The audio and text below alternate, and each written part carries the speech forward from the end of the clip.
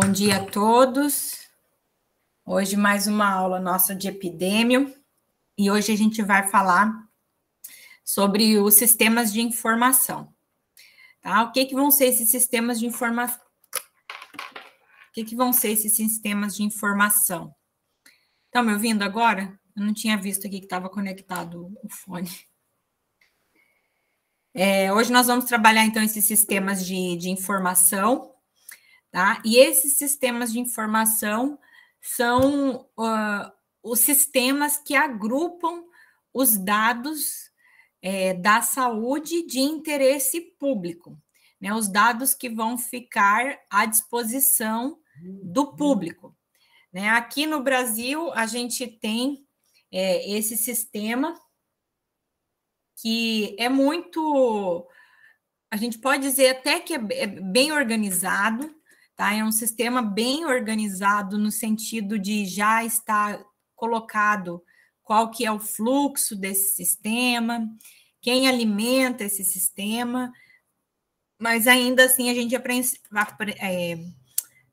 apresenta algumas falhas, né, durante a formação desse sistema de saúde, tá? Desses dados. Então, eu vou mostrar para vocês como que a gente tem acesso a esses dados. Então, a gente tem um site do governo chamado DataSUS, tá? Esse site foi implantado já há alguns anos, já tem algum tempo, né? E esse data é de dados mesmo, tá? Então, nesse site do DataSUS, a gente encontra informações sobre tudo que envolve dados do Ministério da Saúde, tá? E aí a gente passa aqui para baixo do dados, né? Aqui vão ter a Rede Nacional de Dados em Saúde, então vai explicar. Aqui o apoio à informatização e qualificação, que também vai ser projetos que explicam como que esses dados funcionam. Aqui é uma questão do sistema para os gestores. E aqui vem aqui, ó, serviços para o cidadão. Qual que são os serviços em destaque? Nós temos o Conect SUS, tem o TabNet, o TabWin, a validação de vacinação, o portal de serviço e acesso a aplicativos. E aí aqui embaixo tem outras notícias e informações, tá? Para a gente entrar nos sistemas de saúde, a gente entra aqui, ó, no TabNet. O TabNet é, então, uma parte, né, dentro desse sistema do DataSUS, que traz os dados, né, de uma maneira sistematizada, ou seja, organizada, tá? E aí tem vários dados dentro do TabNet, tá? Então, aqui tem um tutorial. Então, quando a gente não lembra como que mexe, se não lembra como que vai utilizar, é só vir aqui no tutorial do TabNet, que vai ter esse material. Eu vou até entrar aqui e vou baixar e deixar lá disponível, ó. Vai explicar passo a passo como é que você faz para mexer aqui no banco de dados. É basicamente a aula que eu vou dar para vocês, ele dá aqui. Tá? E aí, aqui embaixo, vão vir os grupos que estão divididos esses dados, né? Esses sistemas de informação. Então, os sistemas de informação, ele é agrupado, né? Conforme a característica do dado. Então, nós vamos ter dados de indicadores de saúde e pactuação. Aí, aqui dentro, tem vários dados, né? Divididos. Depois a gente vê algum desses aqui. Aí nós temos os dados de assistência de saúde.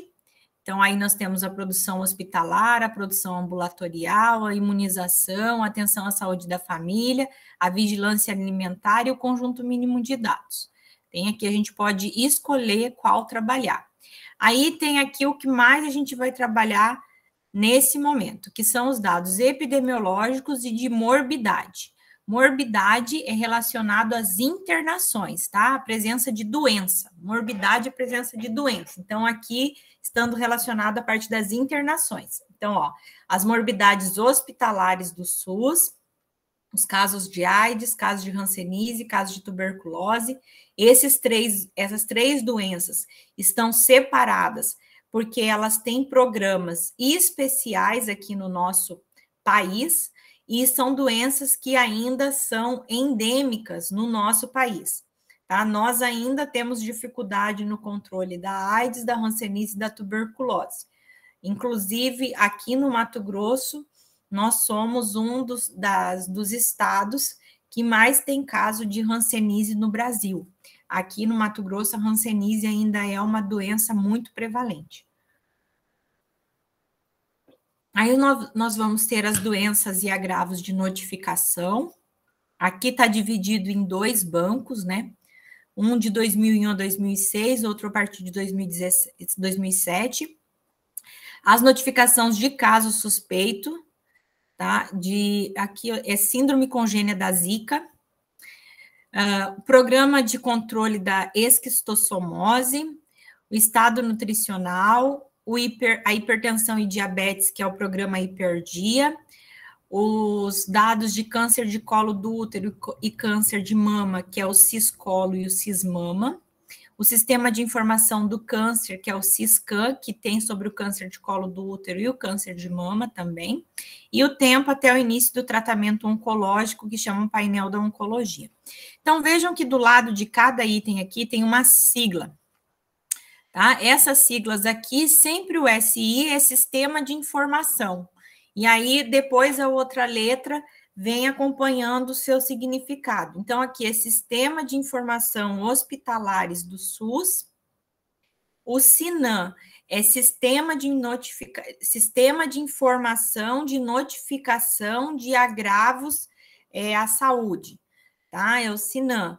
Aí tem o Hiperdia, Hipertensão e Diabetes. O SISVAN é Sistema de Informação...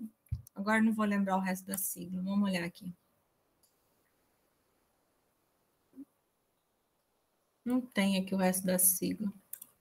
Depois eu acho para vocês. Aí cada um tem então, a sua sigla, que essas siglas são muito utilizadas nos textos, tá? Por isso que eu estou mostrando elas para vocês. Depois aqui nós temos a rede assistencial. Então, aqui estão cadastrados os serviços de saúde, né? O SENEX é o Cadastro Nacional dos Estabelecimentos de Saúde.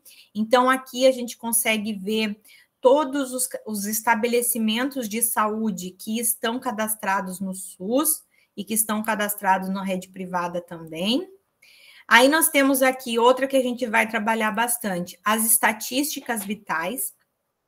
Então, dentro das estatísticas vitais, nós temos os nascidos vivos e os dados de mortalidade. Então, esses dois é o que mais a gente trabalha, tá? Porque é o que nos interessa, é saber como está nascendo e saber quando está morrendo.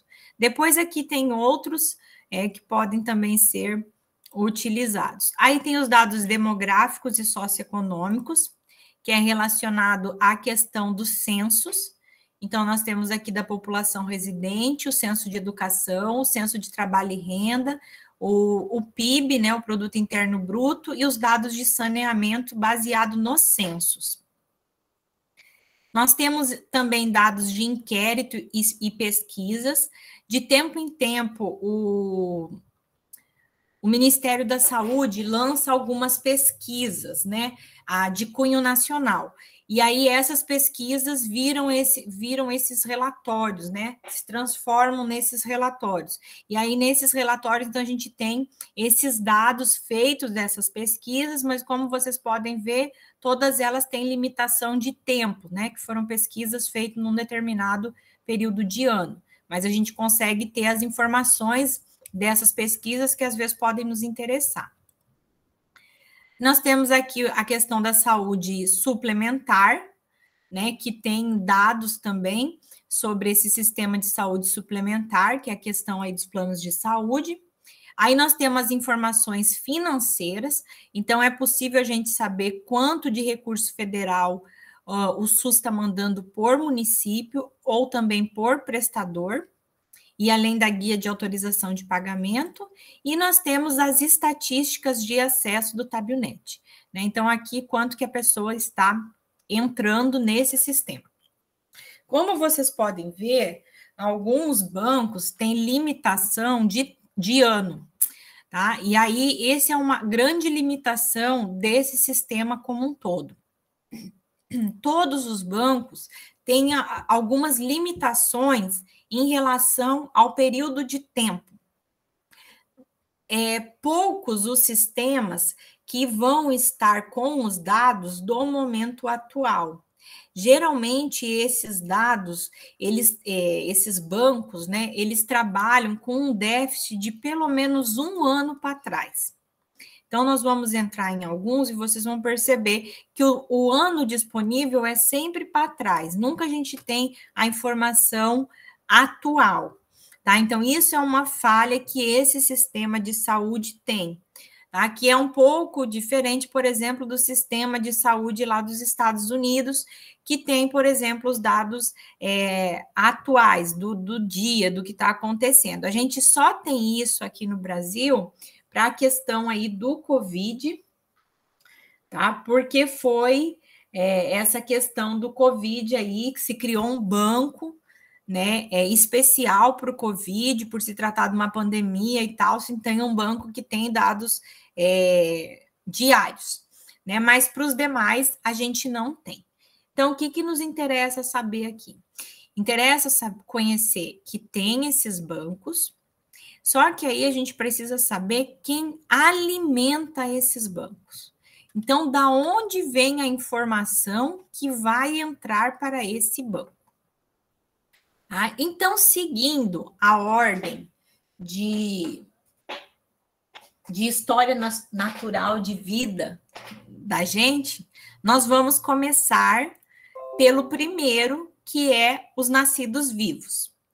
Tá? Os nascidos vivos é chamado de SINASC, tá? A sigla dele é SINASC. Eu vou anotar aqui que aqui não está escrito. É SINASC. Vou anotar no chat. É Sistema de Informação de Nascidos Vivos, tá? Então, o SINASC é esse sistema que a gente tem aqui disponível. A gente tem duas categorias. Então, a gente tem esse dado a partir de 94, tá? Não tem anterior, porque anterior era um outro modo de conhecer esses dados, e aí vocês vão entender agora mais para frente por quê. E aí a gente tem duas categorias aqui, os nascidos vivos e as anomalias ou defeitos congênitos em nascidos vivos.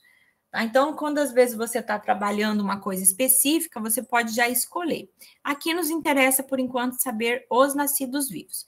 E aí o sistema funciona assim, você marca aqui e ele vai te perguntar qual que é a abrangência geográfica que você quer desse dado. Então, você vai selecionar se você quer Brasil por município, Brasil por região e unidade federativa ou algum estado em particular. Tá? No caso, nós vamos pegar aqui Brasil por região e unidade federativa. Aí ele abre essa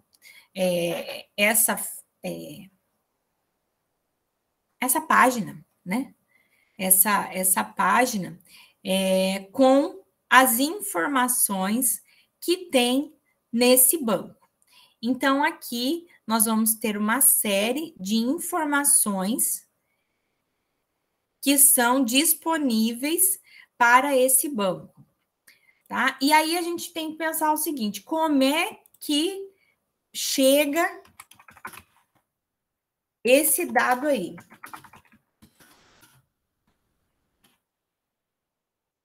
Como é que esse dado chega aqui?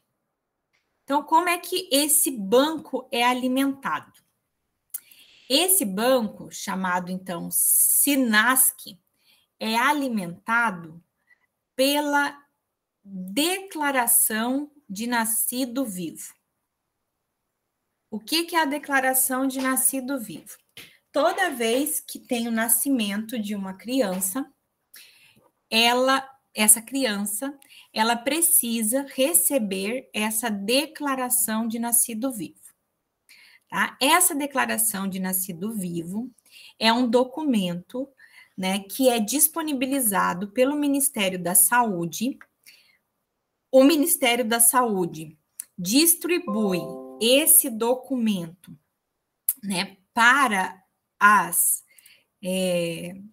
secretarias estaduais e as secretarias estaduais distribuem para os municípios. Só um minuto, pessoal. Só um minuto que eu...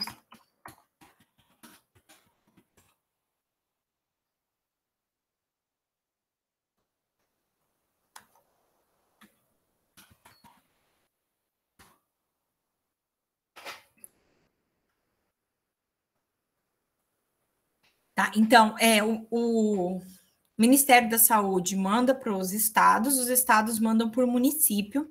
O município recebe esse documento na vigilância epidemiológica do município, e aí o município distribui para os estabelecimentos de saúde. Esse documento aqui não aparece, porque aqui é um modelo de como que fala? Um modelo de aprendizado. Tá? É uma cartilha. Mas esse documento aqui, nesse espaço aqui que vocês estão vendo aqui cinza, tá vendo? Esse espaço cinza aqui, ele vem com uma numeração. E essa numeração, ela vem lá do Ministério da Saúde. Então, esse documento é um documento, assim, de grande importância, né? E que ele não pode ser de forma alguma perdido. Tá? É um documento assim que ele é toda vez que ele passa para alguém, né, no sentido assim, a vigilância epidemiológica vai lá e entrega no hospital. É registrado, né, quais são os números que foram passados para esse hospital. Então, foi do número tal ao número tal. Então, se sabe que esses documentos vão estar ali naquele hospital X, e assim vai para todos os lugares. Por que isso? Porque através desse documento aqui, que faz a declaração de nascimento da criança. Então, é com esse documento que você prova que aquela criança é sua. Tá? É com esse documento que você vai registrar a criança. Então, o que acontecia antigamente? Antigamente, não se tinha esse documento. E aí, o que acontecia? As mulheres tinham muitos filhos em casa mesmo, né? E aí, ia alguém da família, que geralmente era o pai, ia no cartório e dava as informações e fazia o registro da criança. Isso até mais ou menos a década de 70, mais ou menos, era esse sistema. Ali, a partir dos anos 76, 79, aí nos anos 80, começou a necessitar de um documento, né, que fazia, que era parecido com essa declaração, né? Então, o hospital escrevia as informações e a pessoa levava, então, no cartório para fazer o registro. Em 94, né, a partir de 94, instituiu-se, então, uma declaração nacional, tá? Via Ministério da Saúde. Então, para todos os lugares do Brasil, é a mesma declaração. Então, por isso que hoje ela é controlada. E hoje, você só registra uma criança com essa declaração, tá? Por isso, esse controle tão rigoroso em relação a esse documento. Tá? Por quê? Porque antigamente acontecia muito. Como que eu posso falar assim? As pessoas adotavam as crianças, né, sem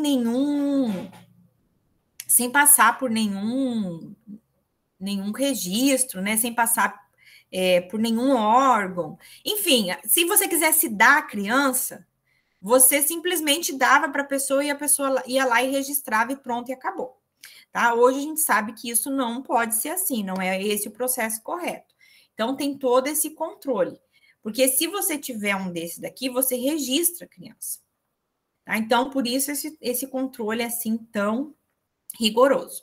E aí, essa declaração de nascido vivo, tá vendo o que está escrito aqui? Ó, a primeira via. Porque ela tem 3 vias. Ela tem uma via, a primeira via é branca, a segunda via é rosa e a terceira via é amarela. Ela vem já prontinha. Desculpa. Ela vem prontinha e ela é Ai, gente, desculpa. E ela é carbonada. Então, você escreve só na primeira e já passa para as outras informação, como se fosse aquele papel carbonado mesmo. Tá? E aí, o que acontece? Então, a criança vai nascer lá no hospital e... Ai. No momento que ela nasce, é preenchida essa declaração de nascido vivo. Essa declaração de nascido vivo, depois que a criança nasce, vai ter essas 3 vias. Dessas 3 vias, essa primeira via, a via branca, ela vai ser guardada no hospital e depois vai ser encaminhada para a Secretaria de Saúde do município.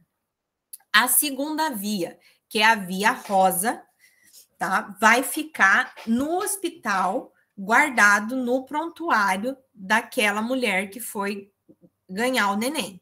E a via amarela vai ser entregue para a mãe da criança, né, ou para o pai da criança, para ir no cartório fazer o registro. Tá? Por isso, então, essas 3 vias. Então, esse processo, ele é feito semanalmente.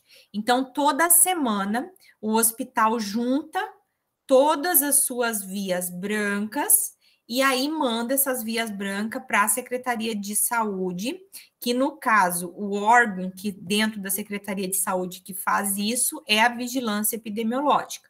Então, manda para a Vigilância Epidemiológica, a Vigilância Epidemiológica vai digitar isso no sistema e vai ser enviado, então, para a Secretaria Estadual de Saúde e a Secretaria Estadual de Saúde envia, então, para o Ministério.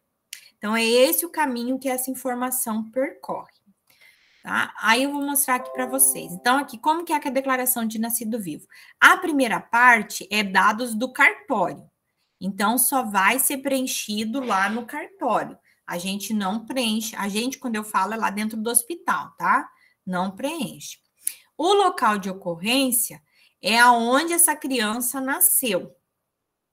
Aí nós temos aqui a opção hospital, outro estabelecimento de saúde, domicílio, outros ou ignorado, tá? Porque o que acontece? A maioria é no hospital, mas algumas vezes pode nascer que a criança nasce em outro estabelecimento de saúde. O que seria esse outro estabelecimento de saúde?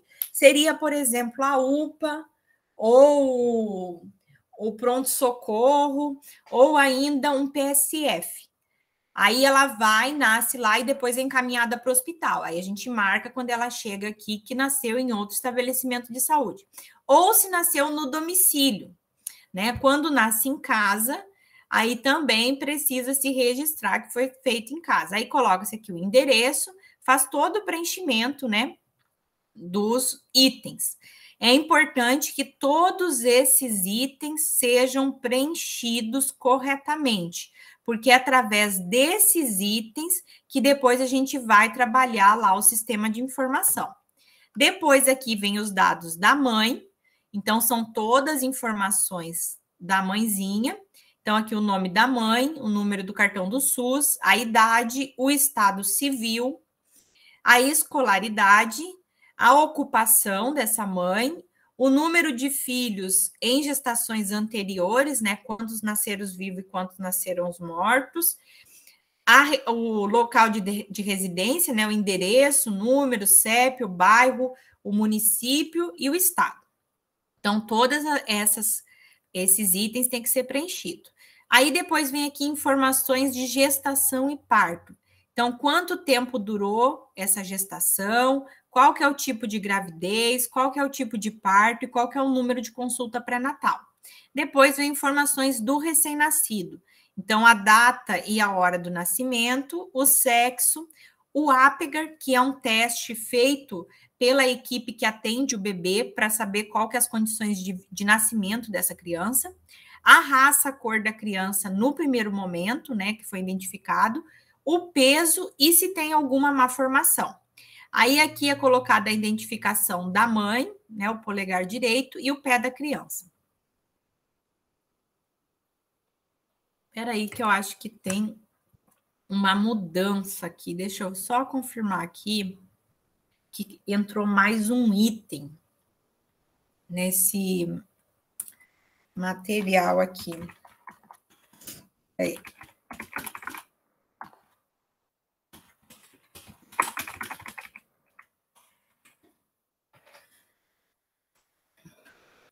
Teve uma mudança recentemente em relação à declaração de nascido vivo. Deixa eu ver se já tem disponibilizado aqui na internet. Não.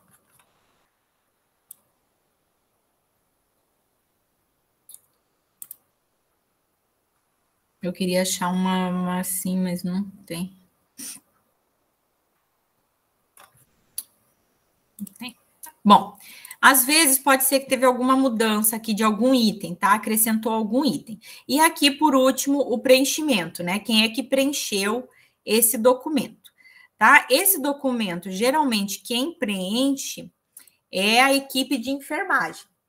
Ou é o enfermeiro ou é o técnico de enfermagem que vai preencher. E quando que é preenchido esse documento? Esse documento é preenchido, na maioria dos hospitais, dentro da sala de parto. Tá? É no momento que a mulher vai ganhar o neném que preenche esse documento. Claro, se ela pariu na cama, por exemplo, lá do quarto, aí preenche lá onde ela pariu, entendeu? Depende, não precisa ser só naquele lugar. É onde a mulher vai estar. Tá? O que é importante? Que todos os itens sejam preenchidos.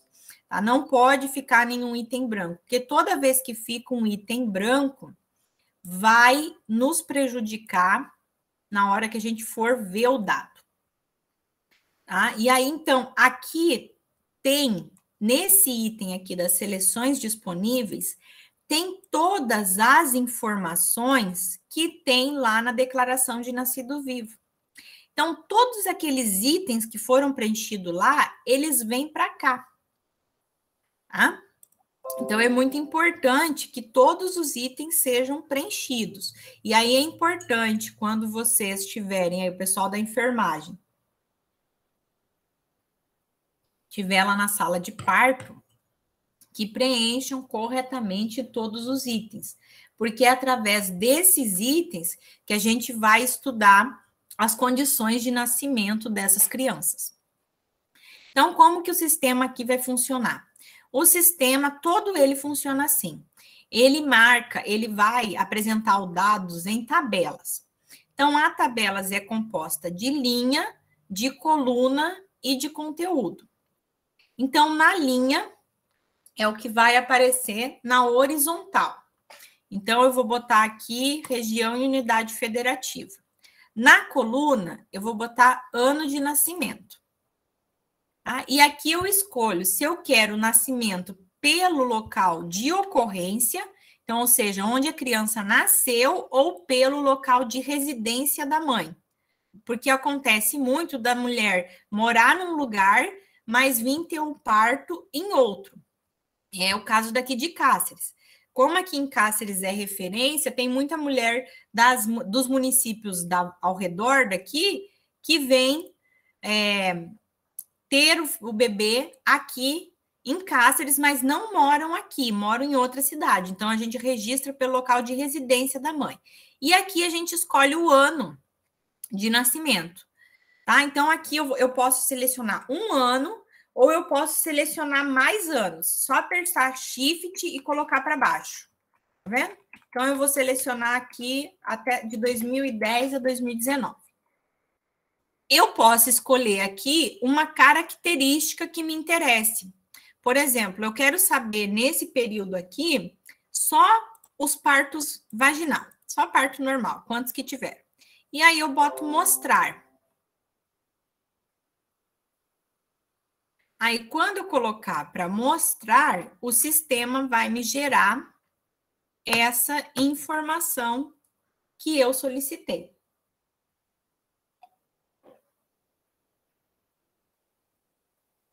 Olha aqui. Aí ele me dá essa tabela. Aqui ele marca o que eu pedi, ó. Nascimentos pela residência da mãe por ano do nascimento, segundo a região e a unidade federativa. O tipo de parto, eu pedi só os partos normal e o período de tempo. E aí, então, aqui eu tenho a tabela, ó, de toda a região e os seus estados. Tá vendo? De todos os partos normais que tiveram durante esse período de tempo. Tá? E aí eu posso baixar esse dado para o meu computador em formato de tabela do Excel, só apertando aqui, cópia para CVC. Ou eu posso baixar esse dado como cópia para Tabuin, tá? Que é para fazer mapas com esse gráfico. É só eu apertar aqui também que ele baixa no outro formato.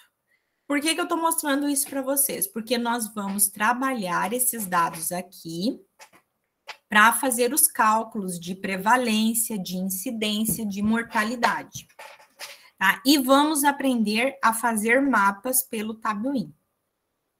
Tá? Aí eu posso voltar e escolher, por exemplo, agora eu quero os mesmos dados, só que agora o tipo de gravidez que eu quero, não é tipo de gravidez, é tipo de parto, eu quero os partos cesarianos. Boto para mostrar de novo.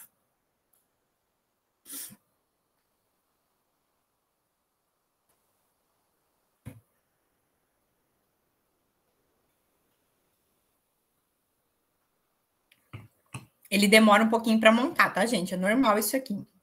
Aí, montou os partos cesarianos. Tá? Durante esse período. Aí eu vejo se eu quero só pegar informação ou se eu quero copiar, faço a mesma coisa. Só seleciono aqui e vai baixar esse dado.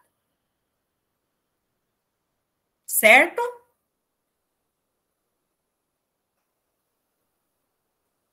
Tudo bem até aqui?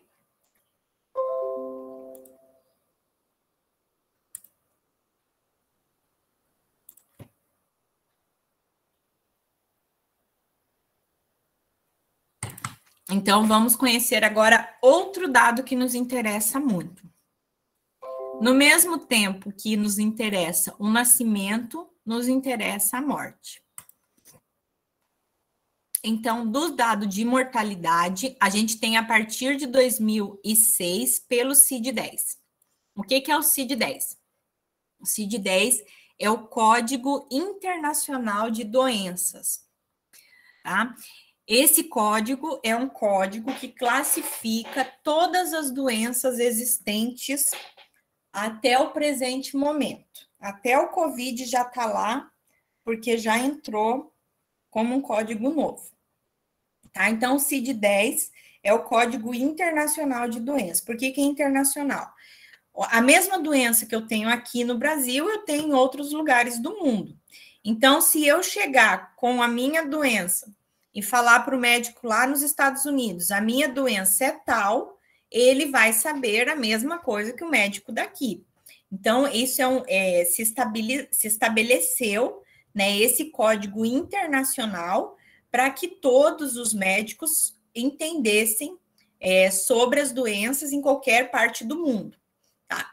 Porque senão dava muito divergência, principalmente em relação aos nomes. E esse CID-10, ele funciona dessa maneira aqui. Eu vou mostrar para vocês aqui como é que ele é, para vocês entenderem qual que é a importância dele.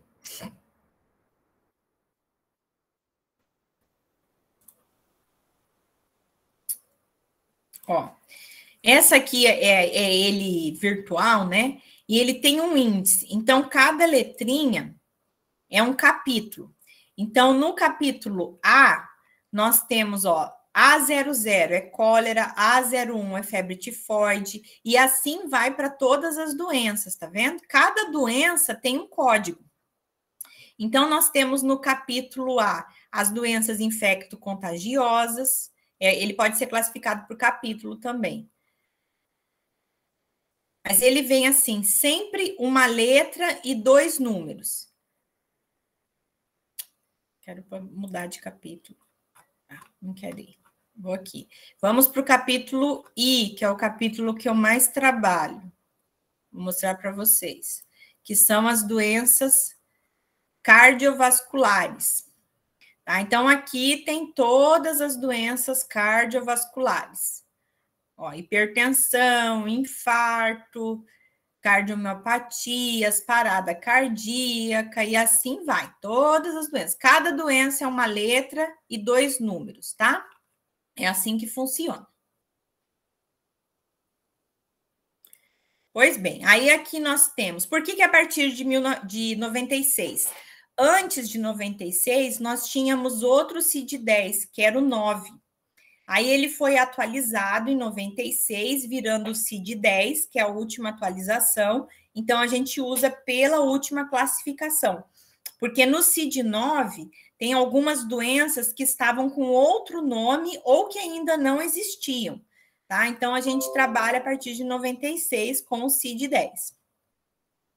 Agora, se você quer estudar uma doença que é uma doença tipo clássica, que não mudou muito o termo, como por exemplo, tuberculose. Aí, que desde que descobriu não mudou nada, é o mesmo agente infeccioso, é o mesmo nome e tal. Aí você pode pegar desde os registros lá do CID-9 e juntar com os do CID-10, sem problema. Aí aqui nós temos mortalidade geral, não são todos que morreram. Aí nós temos óbitos por causas evitáveis de 0 a 4 anos, óbitos por causas evitáveis de 5 a 74 anos, os óbitos infantis estão separados, os óbitos de mulheres em idade fértil e óbitos maternos também, os óbitos por causa externa, os óbitos fetais, os óbitos por causas múltiplas, por causas mal definidas e inespecíficas e por causas pouco úteis. Tá? Então, depende aí o que você está estudando, você já pode escolher um tipo de óbito específico.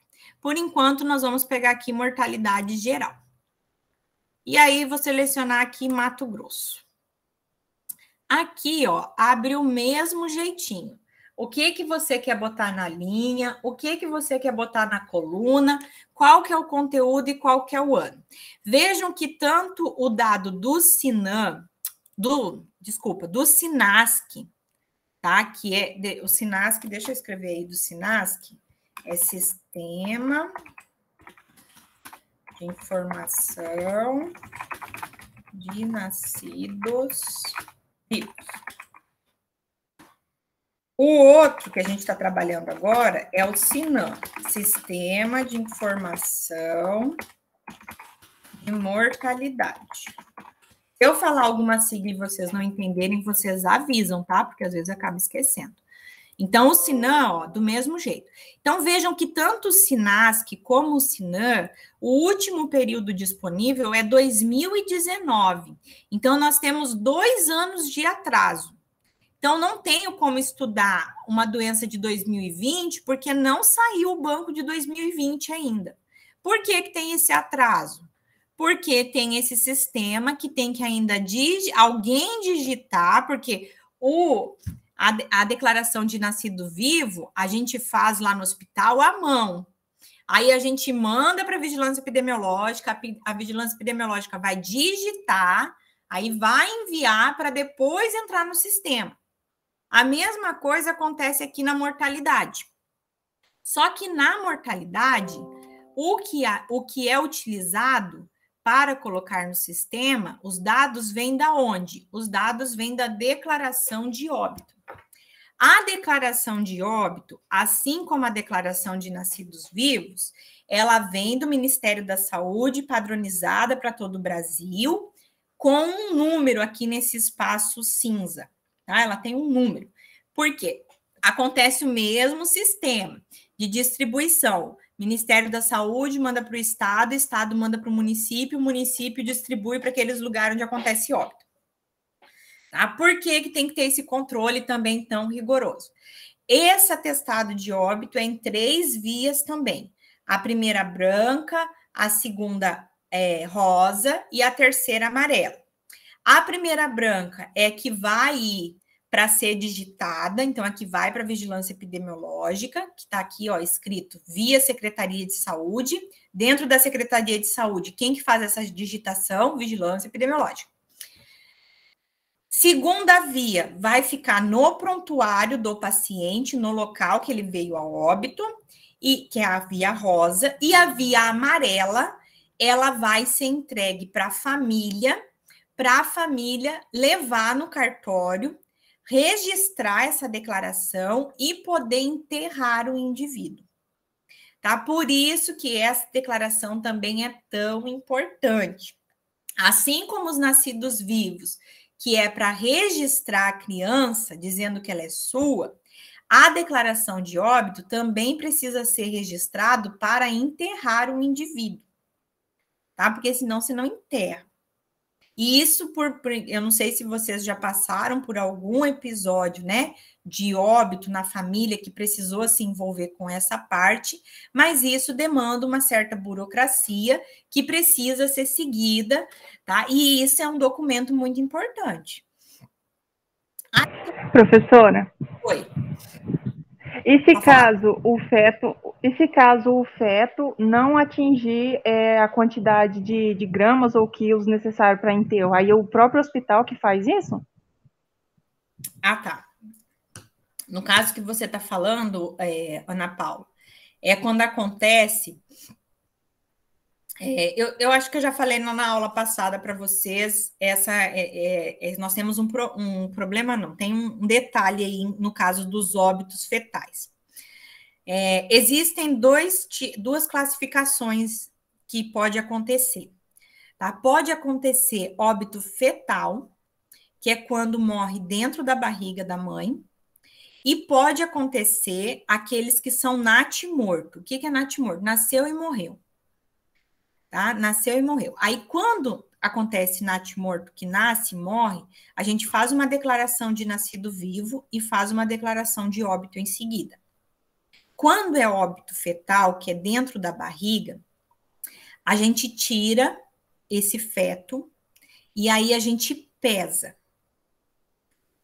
Se pesar menos que 500 gramas, a gente considera que é um aborto ou material fetal. Aí, nesse caso, não se considera que como que eu posso falar para vocês? Que não se considera que é uma pessoa ainda, tá? Se considera que é um amontoado de células. Então, nesse caso, quando pesa menos de 500 gramas, não se faz atestado de óbito, tá? Não se tem essa declaração. E aí, esse material, ele é descartado pelo hospital, tá? Quando pesa menos que 500 gramas. Agora, quando pesa mais que 500 gramas, ou tem mais de 24 semanas, aí esse feto é retirado e é feita uma declaração de óbito, e aí é entregue para a família enterrar. Agora, quando pesar menos de 500 gramas, né, ou menos de 24 semanas de gestação, aí o hospital vai descartar, tá? Quando eu falo descartar, eu tô falando que é descartar mesmo, tá? Vai ser jogado no lixo, não vai ser enterrado, tá? É importante entender isso,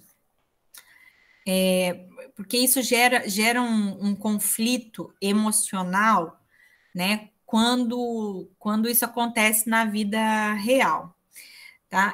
Geralmente, quando tem um óbito fetal, né? Quando o bebê morre dentro da barriga, é porque alguma coisa estava errado, né? Principalmente no início da gravidez, né? E aí, quando você tira esse resíduo de dentro da barriga da mulher, geralmente não tem nem formato de bebê, tá? Geralmente é um monte de células amontoadas, é como se fosse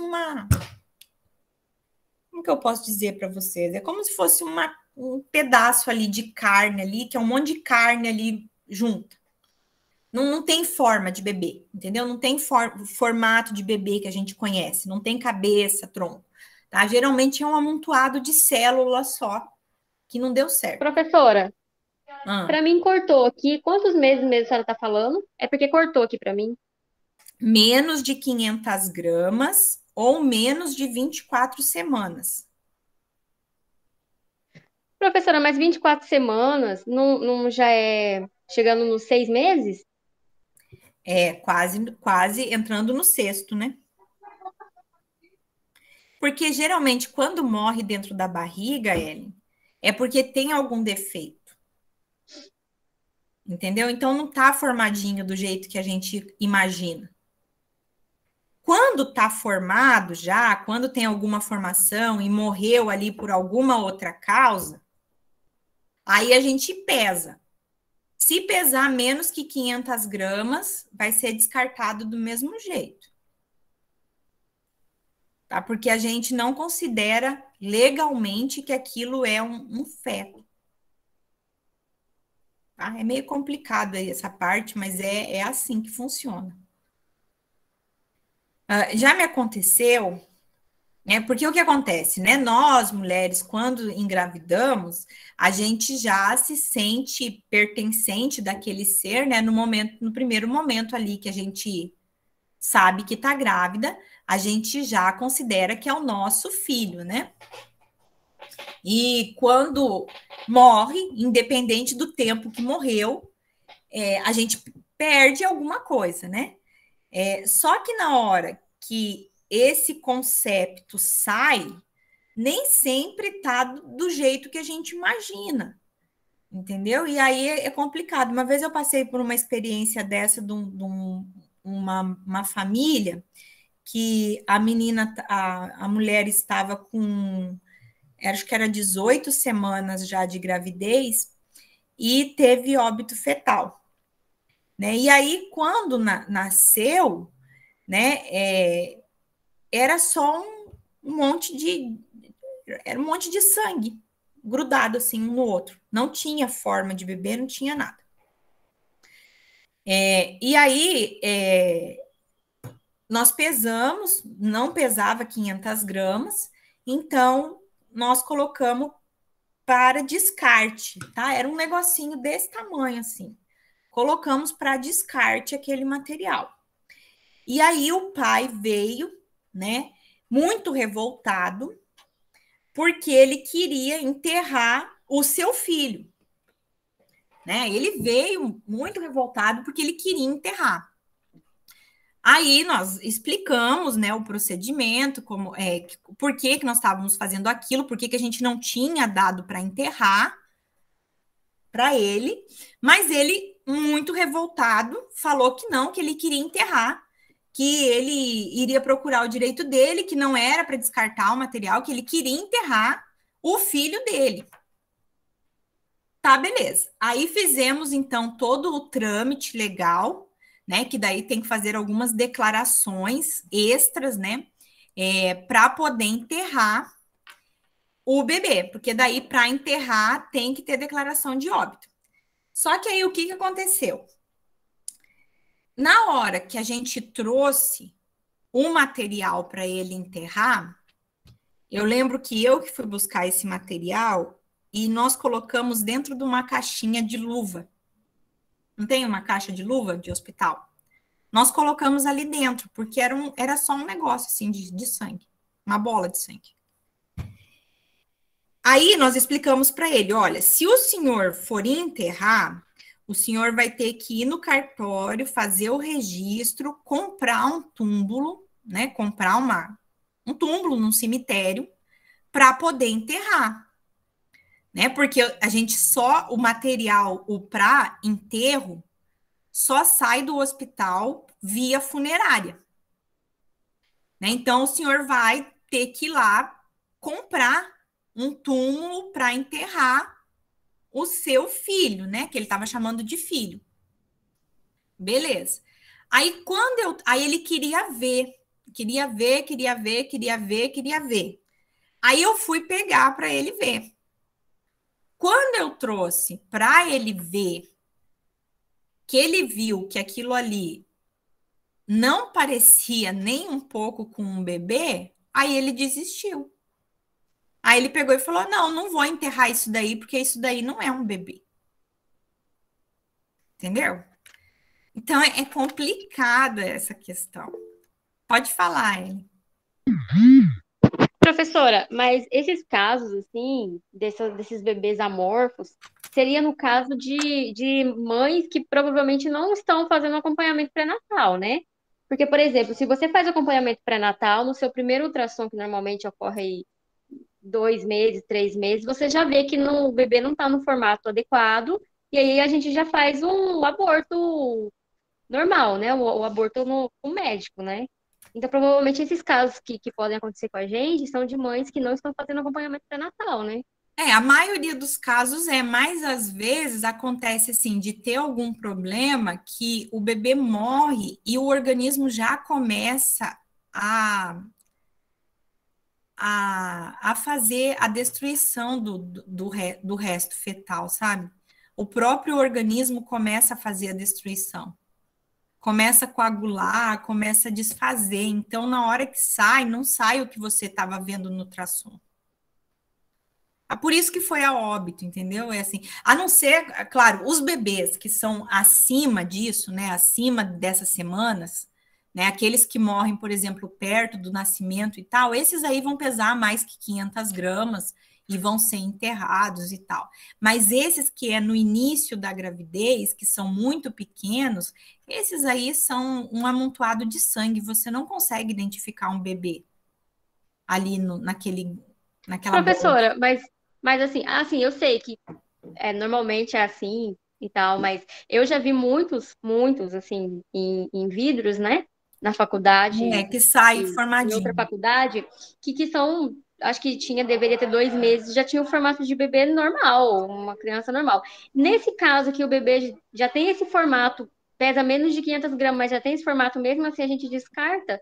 Porque assim, por exemplo, eu sou sincera, né? Ao falar que eu como mãe, se eu ver, ou eu até como enfermeira, se eu ver, eu não tenho coragem de descartar. Como enfermeira, você vai ter coragem, sim. Como mãe, não. Ah, não vou não, professora, desculpa. Eu Como, deixo para outro serviço. não, como enfermeira, você vai ter que descartar. O descartar que eu falo, nossa, você vai botar dentro de um saco e alguém vai levar isso embora, né? Mas a gente vai descartar, porque você não tem o que fazer com aquilo ali. Entendeu? Você não pode ficar com aquilo ali, porque vai começar a estragar. No momento que sai do corpo, já começa a apodrecer. Então você vai acabar descartando. Mesmo quando tem o formato já que a gente consegue identificar, é descartado. Tá? A não ser que você trabalhe num hospital universitário que faz coleta, tá? Que não é o nosso caso aqui de Cáceres. Agora, lá no Júlio Miller, por exemplo, eles fazem coleta. Aí, se a família autorizar, a gente consegue utilizar, né? Aqueles que já estão formadinhos, né? Aqueles que têm um formato e morreram para estudo, né? Mas não é o nosso caso aqui em Cáceres. Mas quando sai, a gente não fica também explorando, tá, gente? A gente tira com a placenta e tá lá naquele meio ali da placenta. Você não abre para catar lá se tá a cabeça, se tá o barato. Você não faz isso. Você simplesmente junta aquilo ali e vai para o descarte. Entendeu? A gente não fica manipulando, mexendo também nesse material. A gente só pesa. A gente pega com a placenta, bota na balança, pesou menos que 500, vai para dentro do saco. Pesou mais que 500, aí a gente separa para ir para a geladeira. Assim que é o trâmite. Pode falar, Ana Paula. Não, eu só queria comentar, professora, que aconteceu isso com minha tia. Ela tinha mais ou menos uns 40 anos na época e o bebê dela morreu na barriga.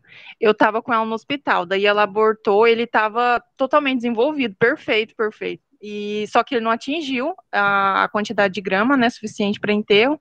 Aí ele foi para descarte. É o que geralmente esse é o protocolo que acontece. Né? Porque também tem esse outro lado, gente, assim, se vai para o enterro, você tem que pagar o funeral. Não é falar assim, eu vou enterrar, eu vou lá, vou pegar e vou tirar e vou enterrar no fundo da minha casa. Não, os corpos de qualquer pessoa, independente da idade, só sai do hospital via funerária, tá? Porque se entende que a funerária vai levar para enterrar num cemitério, que é o local correto.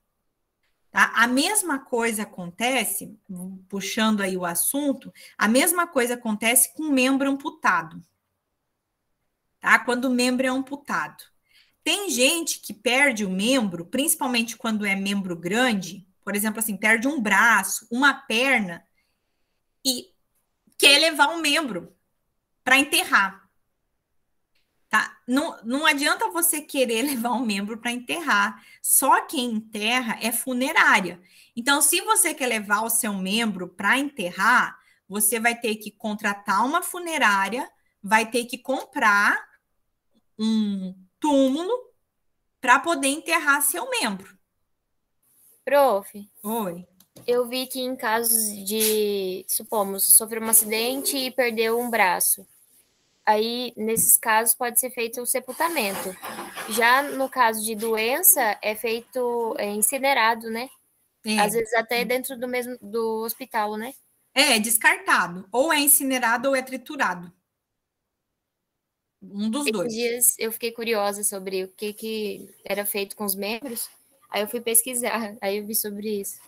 A maioria das pessoas prefere que seja descartado porque ninguém quer comprar um túmulo para enterrar uma parte do corpo. Tá? As pessoas têm na cabeça assim que vão poder levar o membro dela para casa e enterrar no pátio da casa dela, você entendeu? E se deixar, faz isso, sabe? Se deixasse, as pessoas fariam isso.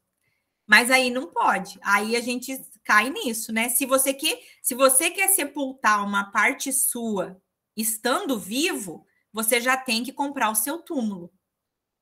Muito estranho, né, professora, essa questão, tipo, querer levar o membro para enterrar em casa. Ai, meu Deus. É o que mais acontece. As pessoas querem levar para casa. É que nem os abortos. Os abortos, quando a pessoa fala assim, eu quero levar, porque eu quero enterrar.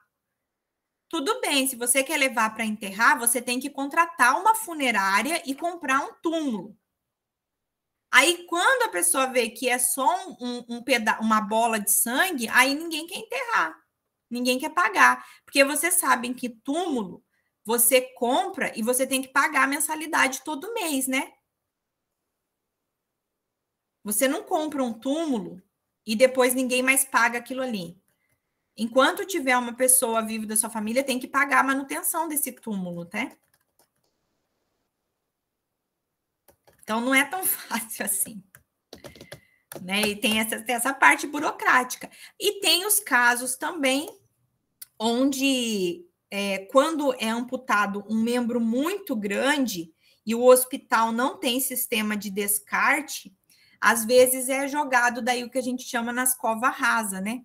Tem uma parte nos cemitérios que tem umas covas que são para enterrar esses membros, principalmente em cidades pequenas, né, que não tem incinerador ou não tem triturador e não tem geladeira, né, para guardar isso daí por um tempo, aí leva para o cemitério. O cemitério geralmente tem uma cova que a gente chama de cova rasa, né, porque é um lugar assim reservado lá no cemitério para enterrar indigente, e aí enterra também membro.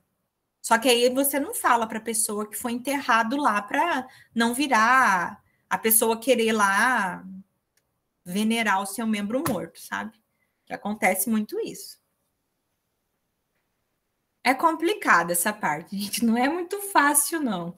Inclusive, eu não sei, o Rafael não está aí, mas ele que é da parte do direito, às vezes isso dá problema de envolver até advogado nessas partes aí, porque a pessoa às vezes quer porque quer fazer o enterro, enfim, e não entende que para enterrar precisa de uma funerária e para enterrar você tem que ter a declaração de óbito. Tá? Então, é complicado essa parte. tá? E Ellen, aquela que eu estava falando, que eu falo como enfermeira, é porque você não tem outra opção do que fazer. Por isso que eu falo que Professora, mas eu posso deixar para o colega, né? Hã? Pode. Mas se você estiver Não, então tá atendendo tudo e certo, sair isso lá, tá tudo certo. Eu posso deixar para o colega fazer. Eu peço, pode, imploro para ele. pode, não tem problema. Mas geralmente você vai ver quando acontece óbito assim, não dá para ver nada, gente. É uma amontoada de sangue só, é uma bola de sangue. A não ser quando é grande, no final da gestação. Aí sim é doído, mas aí nesses casos já são enterrados, porque já tem um peso um pouquinho maior, né? Mas também assim, é muito complicado o que cada pessoa visualiza, né, como filho, enfim, é difícil. Essa parte é bem complicada, mas a gente segue o que está na legislação, né? O que é legal de fazer, né?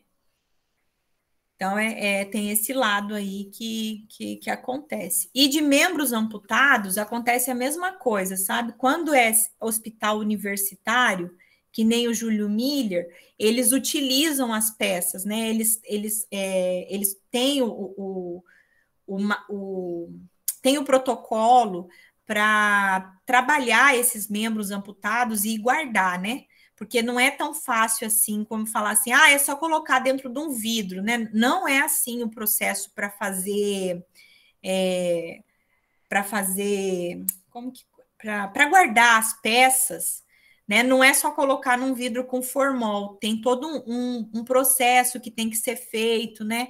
Que tem que ser preparado, que nem aqui em Cáceres a gente não tem, mesmo o hospital regional, aceitando os universitários e tal, a gente não tem quem mexa com isso. Aqui no estado do Mato Grosso é só a UFMT, né, no Hospital Júlio Miller, que tem o setor de patologia, que é capaz de fazer esses preparos. Então, só lá que acontece isso aqui no Mato Grosso, tá? Enfim, é assim que o processo acontece. Mas a declaração de óbito, a estrutura dela, é bem parecida com a declaração de nascido vivo. Então, a primeira parte do cartório, a segunda é a identificação do indivíduo, tá? O nome do falecido, as informações do falecido. A parte de residência, né? Onde aquela pessoa morava, onde que ele morreu, isso aqui é muito importante, porque o óbito pode acontecer em qualquer lugar, né? Quando é óbito fetal ou menor que 1 ano, tem que preencher esse item aqui, por isso aí a necessidade, em relação aos óbitos fetais e menor de 1 ano. Aí vem essa parte aqui, que são as condições e causas do óbito. Tá? Aqui, nós temos a primeira parte aqui em relação a óbitos em mulheres, tá? Que é importante saber se esse óbito, se foi uma mulher, se aconteceu no período de gravidez, parto ou puerpério, se teve assistência médica durante a doença que ocasionou a morte, se tinha diagnóstico confirmado, se teve que fazer cirurgia, se fez necrópsia, e aí aqui vem as causas da morte. Tá? Aqui é colocado, então, o nome da doença que levou, o tempo aproximado entre o início da doença e a morte, e aqui é colocado o CID. Tá? O CID, aquele CID que eu falei para vocês, tem que ser colocado aqui. Só quem preenche o atestado de óbito é médico. Tá? Somente médico que pode preencher atestado de óbito. Somente os médicos. E aí, aqui ainda embaixo tem a questão das causas externas, tá? Quando aconteceu aí em relação de acidente de trabalho, né? E aí, quando não tem médico, precisa o declarante assinar e 2 testemunhas estar assinando, tá? Quando foi um óbito que não tinha médico no local.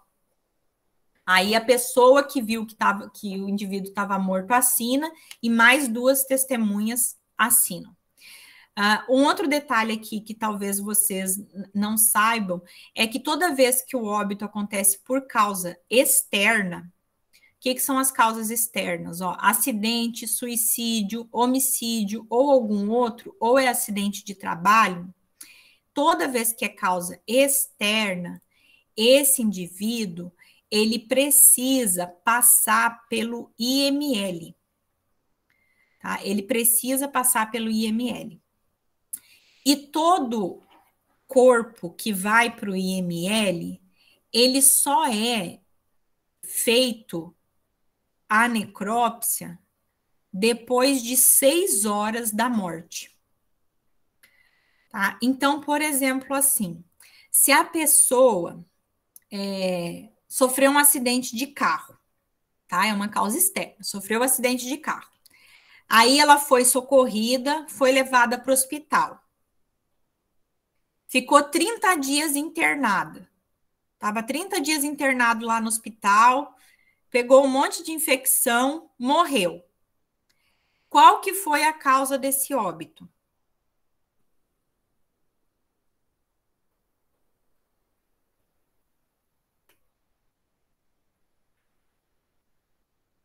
Provavelmente alguma consequência do acidente, professora? Aí que tá. A causa do óbito foi o acidente. O que fez ele morrer foi consequência do acidente. Então, a causa do óbito dele é acidente. Aí ele morreu lá no hospital, mas ele não pode ainda ser enterrado. Ele tem que ser levado para o IML. Lá no IML vai esperar 6 horas, aí vai abrir o corpo, vai investigar e aí vai liberar para enterrar. Então, toda vez que um óbito estiver relacionado a uma causa externa, precisa passar pelo IML. Tá? Toda vez precisa. Se, por exemplo, a pessoa se acidentou lá de moto e morreu lá na hora do acidente, o que vai acontecer com esse indivíduo? Esse indivíduo vai ser encaminhado para o IML. Chegando lá no IML, o médico só vai mexer nesse corpo depois de 6 horas. Aí, depois que o médico verificar a causa do óbito, aí que vai ser liberado para enterrar. Tá? Eu acho importante passar essa informação, porque tem muita gente que não sabe disso e fica revoltado quando acontece esse tipo de trâmite, tá? É claro, quando acontece, por exemplo, acontece assim, casos de morte que é tipo assim, arrancou a cabeça fora, ou partiu a pessoa no meio. Aí não se espera 6 horas para investigar, tá? Porque aí não tem nem como investigar. Agora, quando é acidente, que precisa investigar se a pessoa estava bêbada, ou se ela teve um infarto antes, ou se ela teve alguma coisa antes do acidente, aí precisa esperar 6 horas para mexer nesse corpo para depois ser enterrado. E nos IML, de uma maneira geral, né, se é investigado os óbitos por ordem de chegada. Né? Então, aqui não é o caso, porque aqui é um IML que é poucos óbitos, né? Mas em IMLs grandes, de grandes cidades que tem muitos óbitos, é por ordem de chegada. Tá? E as pessoas, às vezes, não entendem isso. Um exemplo clássico aqui de Cáceres é afogamento. Tá? A pessoa é encontrada morreu afogada, aí leva para o IML. Lá no IML só vai ser liberado depois de 6 horas que ele chegou lá no IML. Tá? Porque é o tempo de mexer na pessoa para depois liberar. E aí, às vezes, as pessoas não entendem isso, tá? E a mesma coisa no hospital. Às vezes a pessoa chegou lá por um acidente, tá um tempão no hospital, aí morre, tem que ir para o IML. Aí tem que esperar 6 horas para poder enterrar. Nossa, a família fica revoltada. tá? Mas é porque não entendem esse trâmite e isso é muito importante entender. E aí cabe a nós também estar explicando e disseminando essa informação, né? Para não gerar esse estresse desnecessário, né? Nas pessoas. E aí, uma coisa que é muito importante aqui na declaração de óbito e que dá muito problema, e que vocês devem estar vendo agora aí na internet, né? A questão da mãe do dono da van, que não foi colocado o COVID como causa da doença. Por quê? Porque essa parte aqui que vocês estão vendo aqui, que coloca as causas da morte, esse A, B, C, D, precisam ser todos corretamente preenchidos. Tá? E quem faz esse preenchimento é só os médicos, porque são os médicos que têm essa capacidade de dizer qual foi o primeiro problema e qual foi os outros depois que até que levaram à morte. Então, todas essas linhas precisam estar preenchidas e marcado aqui o CID, né, para que fique claro. E aí, todos esses outros itens aqui precisam estar marcados, tá? Para ter uma boa, né, explicação do que foi a morte da pessoa. Tá? Outra coisa que é importante, que eu não posso deixar de falar, é que toda vez que acontece morte fetal ou menor que 1 ano, ou ainda óbitos em mulheres em idade fértil, tá? Em idade fértil, toda vez que acontece esses óbitos, além de preencher a declaração de nascido vivo, além de preencher o atestado de óbito e todo o protocolo, depois de alguns dias, a vigilância epidemiológica vai ir na casa dessas pessoas, tá? Para verificar quais foram as principais, o que realmente levou esses óbitos. Por que esses óbitos são tão importantes? Lembra que eu falei para vocês que esses óbitos, a mortalidade fetal, a mortalidade infantil e a mortalidade materna são indicadores de saúde, tá? Dos municípios, dos estados e do Brasil. Então, esses óbitos precisam ser investigados para saber onde que realmente aconteceu o problema. Então, quando acontece esses óbitos, geralmente a vigilância epidemiológica, depois de alguns dias, vai na casa das pessoas para investigar qual que foram as reais causas desse óbito. Tá? Faz uma investigação, porque esses óbitos são muito importantes para nós. Porque, teoricamente, a gente não podia perder ninguém abaixo de 1 ano. Tá? Não podíamos ter óbitos em crianças, a não ser que a criança tivesse uma condição congênita incompatível com a vida. Tá? Tirando isso, a gente não podia perder essas crianças. Tá? Então, se faz essa investigação. Certo? E aí, então, nós temos aqui a mesma coisa dos óbitos. Então, todas as informações que a gente tem lá vão aparecer aqui, ó. Tá? Vão aparecer aqui. Então, aqui na linha, vamos colocar aqui, vamos colocar na linha aqui diferente. Vamos colocar município, aí vou colocar aqui, vamos colocar aqui causa, capítulo do CID-10, local de residência, no ano de 2019, e aí eu vou solicitar o município aqui, vamos olhar Cáceres. Vamos ver do que as pessoas estão mais morrendo aqui em Cáceres. E bota mostrar. Aqui. Então, aqui está dividido pelos capítulos do CID-10. Aí a gente tem que saber o que é cada capítulo, tá? Eu sei o capítulo 1, que são doenças... Ah, não selecionou só Cáceres. Peraí, vou voltar. Eu quero só Cáceres, não quero que fique aparecendo todo mundo. Cáceres, ok. Se não aparece, dá muito... Ai.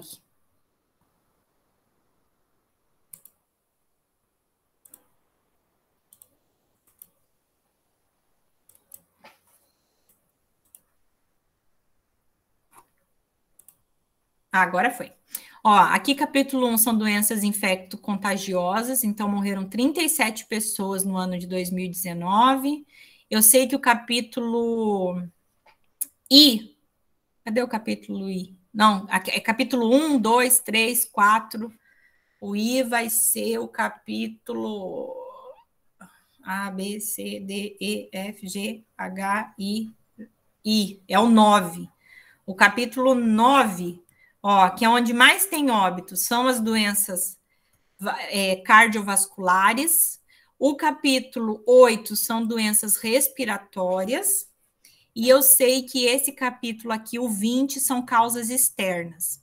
Então, aqui em Cáceres, no ano 19, a maioria do ano de 2019, a maioria das pessoas morreu por doenças cardiovasculares, seguida das causas externas, tá? Que é geralmente o que acontece aqui no Brasil. Esse capítulo 2 aqui eu não lembro o que é, depois a gente tem que ver. Tá? E morreram no ano de 2019 584 pessoas aqui em Cáceres, no ano todo. Tá? E aí eu posso baixar esse dado ou copiar para fazer mapa. E aí, se eu quero uma informação específica, eu quero saber só as mulheres, ó, vou vir aqui e vou selecionar só o sexo feminino. Aí aqui eu vejo, ó, só os óbitos por mulheres. Aí vamos ver aqui nas mulheres, qual que foi mais? Foi o 9, seguido do 10 e do 4. Não, aqui do 2, ó. 2 tem 36. Aí a gente tem que ver aqui, deixa eu ver o capítulo 2, o que é. Capítulo 2 são doenças infecciosas também. Outras doenças infecciosas. Ah, tá. Aqui por aqui dá para a gente ver também, olha só. Se eu voltar aqui, e aí eu vou selecionar aqui, ó, a causa. Tá? Vou botar aqui, ó, no município, eu selecionei aqui que eu quero só Cáceres, e aí aqui eu vou botar a causa do óbito. Aí vai me aparecer. Olha aqui, ó. Aí aqui aparece as doenças, estão vendo? Então, aqui, ó, entre as mulheres, o capítulo 2 é os câncer, e aí a gente tem mais câncer aqui aonde, ó? Não tá marcado, é as inespecíficas. Mas aqui é mais câncer na traqueia, pulmão e colo do útero. Ainda tá matando muito aqui em Cáceres. Aí o capítulo 5, não, capítulo 4 é as doenças endócrinas, ó, a maioria morre de problema de diabetes. Depois as doenças do aparelho circulatório, as doenças do aparelho respiratório, e depois, por último, aqui com 17, ó, são as causas externas. Ó, bastante mulheres morreram de queda, 5 mulheres morreram de queda. Aqui, ó, lesões autoprovocadas, nós tivemos 2 suicídios e 3 agressões. Ah, então vejam que a gente pode explorar esses dados aqui, da maneira que a gente quiser, tá? Então, esses são os 2 principais dados que a gente trabalha. O SINAM e o SINASC. Esses são os que a gente mais trabalha. Além dele, outro que a gente mais trabalha e que eu preciso falar para vocês é o de morbidade. Tá? O de morbidade hospitalar é qual foi o motivo da pessoa ser internada. Então, eu vou botar aqui o geral, vou escolher de novo só Mato Grosso. A mesma coisa. Da onde vem essa informação do CHSUS? Vou escrever aqui de novo no site. Esse aqui chama Sistema de Informação de Internações, não, informação de internações hospitalares do SUS, tá? Nesse sistema aqui, eu vou ter as internações, que a gente chama de morbidade, porque é a doença que levou a pessoa a estar internada.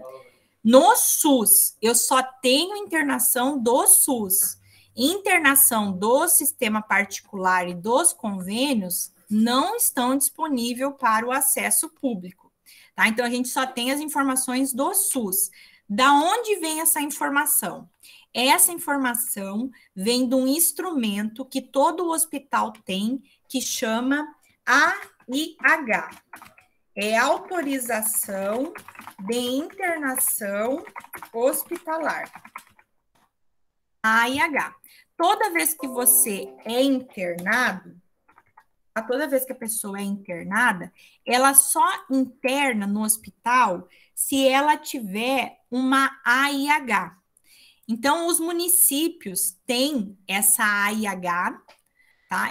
Elas têm esse documento, cada município tem uma quantidade X de AIH, dependendo da sua quantidade de população. Então, depende da população do município para o número de AIH. Deixa eu mostrar como que é uma AIH para vocês. Essa aqui está muito escura. E aí, o médico, ele preenche essa AIH, né, e solicita uma vaga no hospital mais próximo. Então, na hora que a gente chega lá no hospital, a gente só vai ser internado se a gente tiver uma AIH.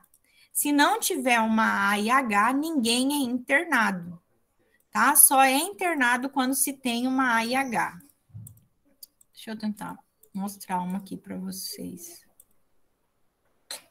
Não está aparecendo nenhum documento que seja em PDF para mostrar assim o formulário pronto para vocês. Bom, vou mostrar esse aqui que está um pouco ruim porque já está preenchido, mas dá para ver mais ou menos, tá?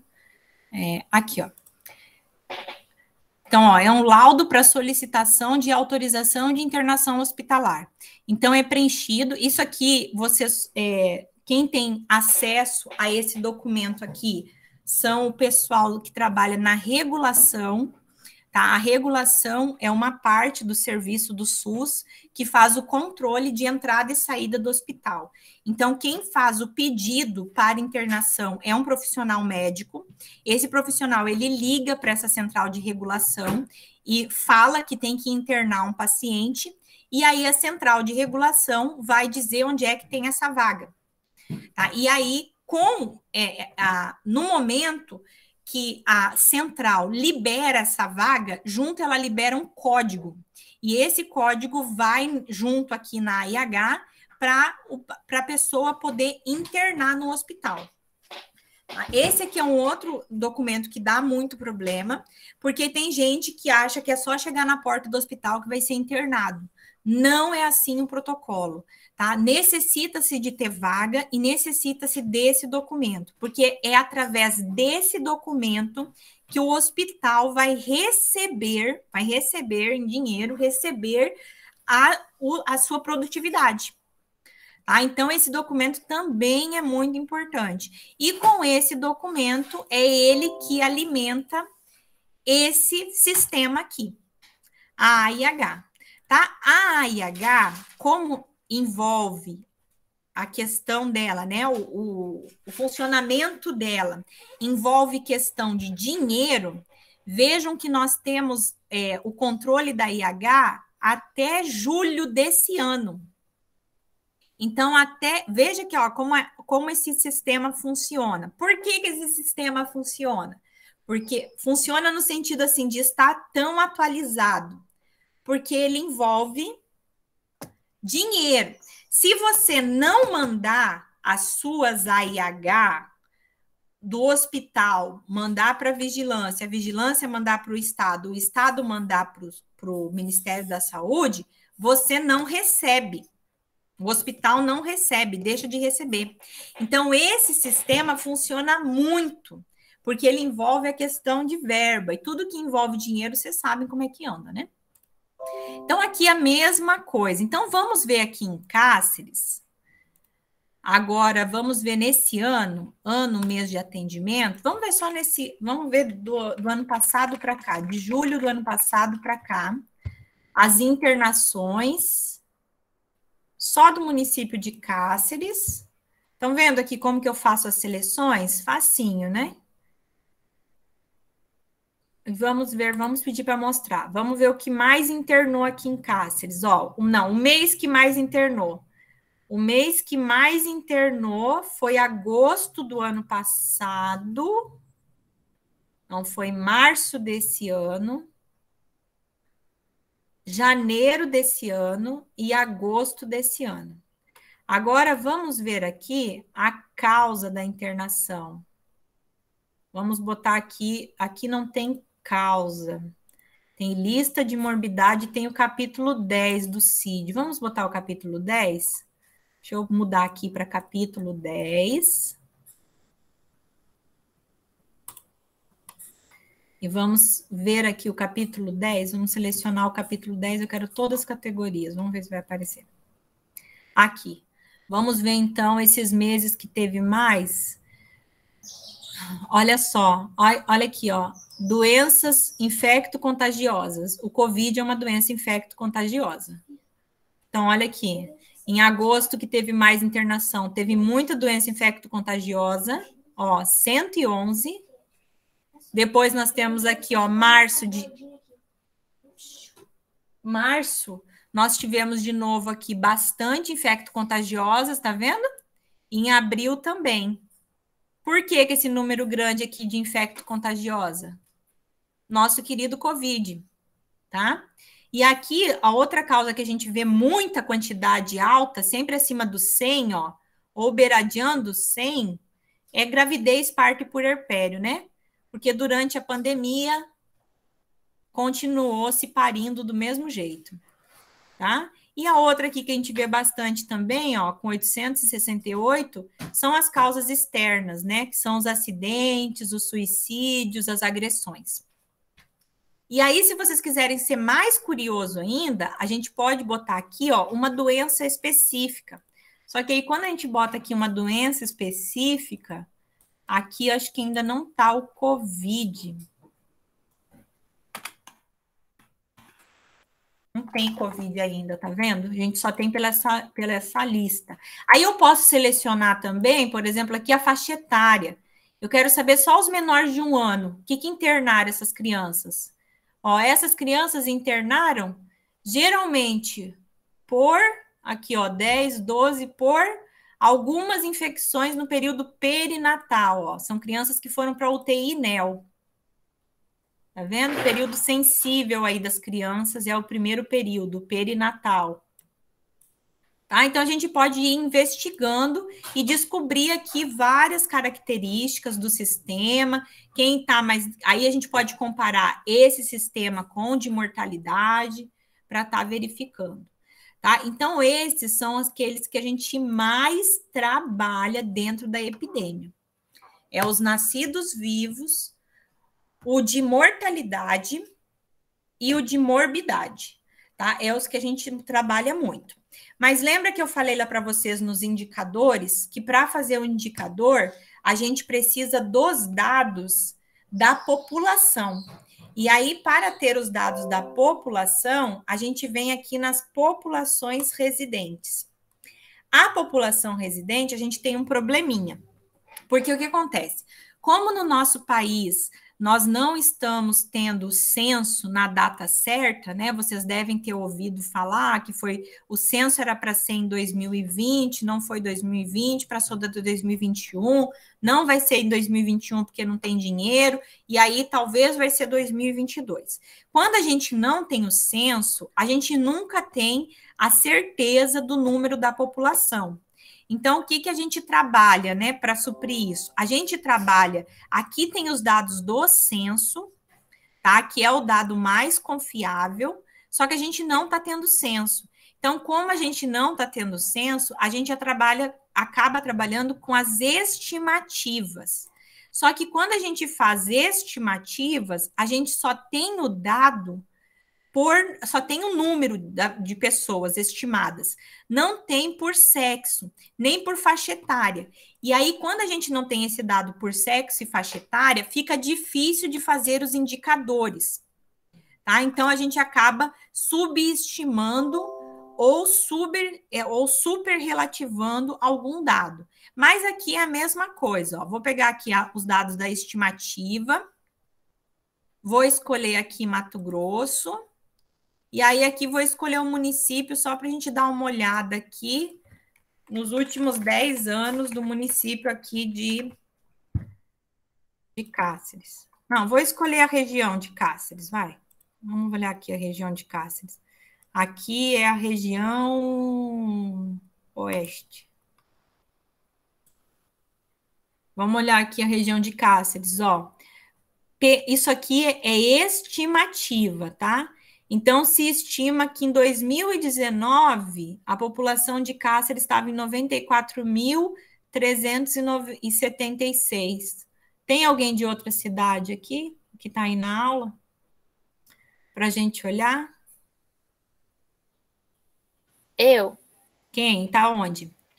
Pontes Lacerda. Vamos ver Pontes Lacerda. Pontes Lacerda, Dini, você é da outra região. Então, vamos voltar aqui e escolher aqui a região de Pontes Lacerda. Como que chama a região de Pontes Lacerda? Não lembro como chama a região de Pontes Lacerda, então vou colocar aqui. Vamos procurar pela sua cidade. Vamos ver quanto que tá a população. Ué, nenhum registro. Pontes de Lacerda. Não tá ficando por quê?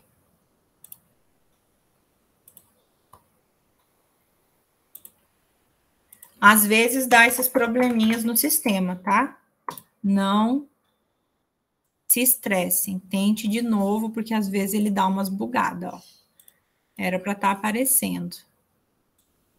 Deixa eu tentar aqui pela regional ali. Médio Araguaia não é. Norte não. Telespires. Acho que não, Telespires ela... Uai, agora sumiu, tá vendo, ó? Às vezes o sistema dá umas bugadas. Aí a gente tem que voltar e fazer de novo. Município, ano...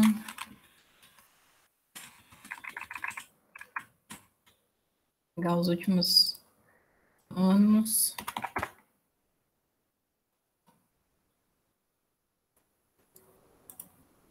Aqui, Pontes Lacerda, ó.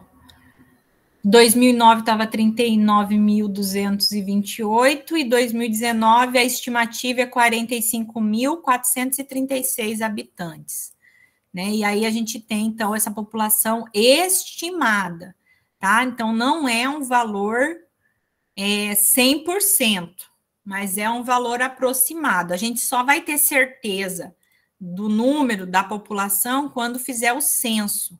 Por isso que o censo é tão importante, gente, porque é através do censo que a gente vai calcular os indicadores. E são os indicadores que definem as políticas públicas de cada município. Então, se a gente faz um indicador e esse indicador está errado, a gente está destinando tempo e dinheiro para as coisas erradas. Por isso que o censo é tão importante, né? As pessoas fazem, para que fazer censo, né? A gente vê muito na internet o pessoal discutindo aí sobre essa questão, não precisa gastar dinheiro com censo, porque censo não serve de nada. Gente, através do censo que a gente faz as políticas públicas. Se a gente não tiver censo, a gente está fazendo talvez tudo errado. Tá? Então, a gente tem que ter esse cuidado também. Certo? Então, esses são os principais. O dado aqui, né, da população vem do censo, né, do IBGE, tá? E as demais informações que tem aqui, cada uma vem de algum local específico, tá? As mais importantes para nós somos essas. E tem mais uma que eu esqueci de falar para vocês aqui, ainda bem que eu abri, que é do Sinam. O que é o Sinam? nós temos no Brasil uma portaria a portaria, vou anotar aí para vocês, depois eu vou colocar lá na nossa sala também. Tem essa portaria aqui, 264 de 2020, que traz as doenças de notificação compulsória. Vou compartilhar aqui com vocês a portaria, ó. Aqui traz as doenças a lista nacional de doenças de notificação compulsória. O que são essas doenças de notificação compulsória? São essas doenças que precisam ser comunicadas ao governo do seu aparecimento. Então, essas doenças que estão aqui, que são atualmente 48 doenças ou agravos, precisam ser informadas ao governo. Essa informação, ela pode ser de 24 horas, tá? Tem que ser imediata, ou ela pode ser semanal. Então, tem alguns problemas que são semanais, que, assim, são coisas que não precisam de intervenção rápida, mas tem alguns problemas que precisam ser informados até 24 horas, ou para o Ministério da Saúde, ou para a Secretaria Estadual de Saúde, ou para a Secretaria Municipal de Saúde. Por que precisa ser enviado rápido? Porque são doenças transmissíveis. E doenças transmissíveis precisam de intervenção muito rápida, tá? Então, a gente precisa estar atento para essas doenças. Quem faz essa informação de que essa doença está acontecendo? Quem fizer o diagnóstico. Então, esse diagnóstico é feito geralmente por um profissional de saúde, ele médico ou enfermeiro, tá? Ou qualquer outro profissional de saúde, tá? Quem for, quem souber que aconteceu essa doença, se for profissional de saúde, tem a obrigação ética e legal de fazer essa notificação. Se for uma pessoa civil e ela souber que essa doença está acontecendo, ela também pode fazer a notificação. Tá? Essa notificação, em alguns estados, ela já é online, você entra direto e faz a notificação, ou para algumas doenças elas são online. Aqui nessa lista, ó, como vocês podem ver, tem aqui a 43, ó, é a síndrome respiratória aguda grave associada ao coronavírus. Então, ela precisa ser avisada imediatamente às secretarias estaduais, municipais e ao Ministério da Saúde, tá? E aí, a gente tem, para fazer essa notificação, a gente tem uma ficha, tá, de notificação compulsória. Vou mostrar para vocês.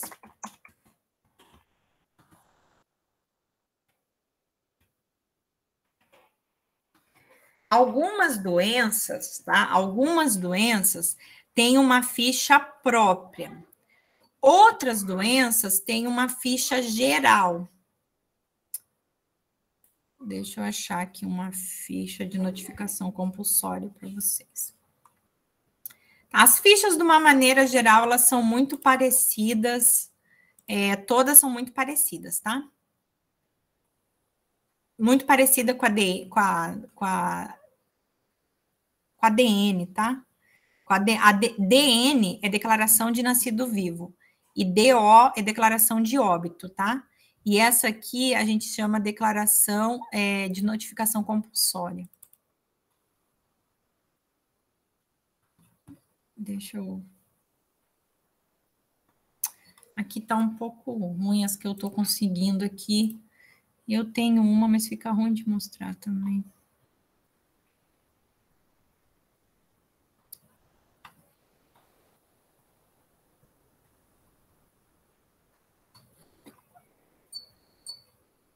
Nos manuais, elas vêm todas repartidas. Eu queria mostrar uma inteira para vocês, tá? Essa aqui dá para ver mais ou menos. Ó, a ficha de notificação, ela vem para colocar a numeração, mas ela não vem numerada, tá? Você coloca o número que está do serviço. E aí você vai colocar qual que é o tipo de notificação, Tá? A gente vai ver essa questão aqui da notificação lá na aula de vigilância epidemiológica, mas existem 3 tipos de notificação: a notificação negativa, a notificação individual e a notificação de surto. Tá? A notificação negativa é quando você está trabalhando no serviço e durante uma semana você não teve nenhuma doença de notificação compulsória. Então, você vai preencher aqui o número 1 e vai mandar para a vigilância epidemiológica e vai dizer assim, ó, essa semana eu não tive nenhuma doença de notificação compulsória.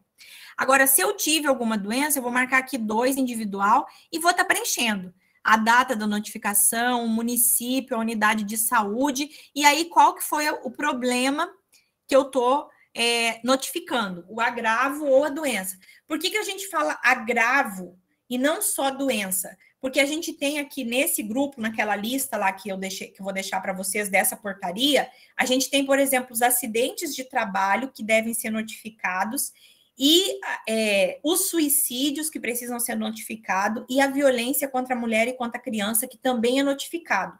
Não são doenças, mas são agravos que devem ser notificados.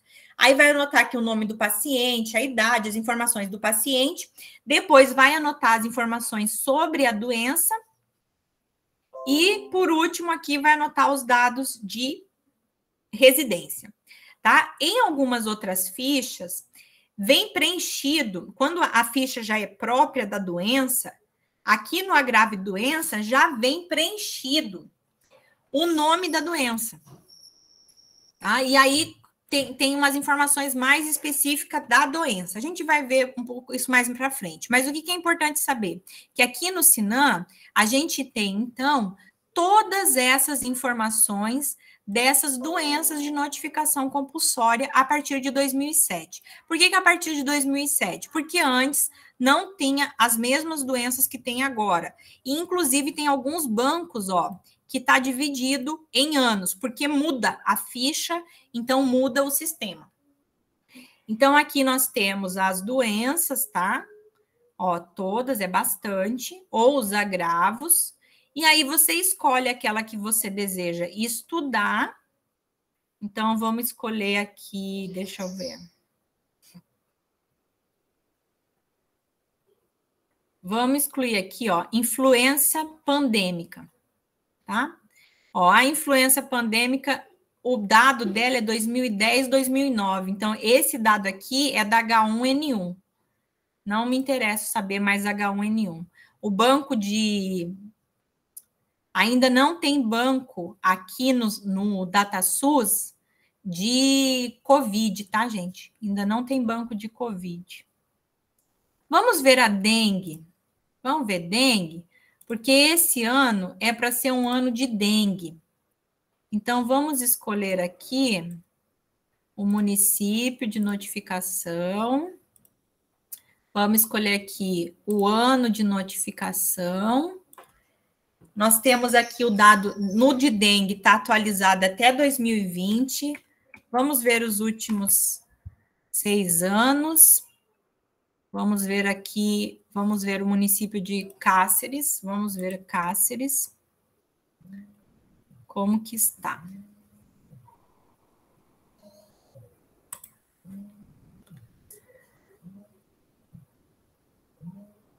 Vamos ver aqui os dados. Ó, apareceu todo mundo. Eu não quero todo mundo, eu só quero Cáceres.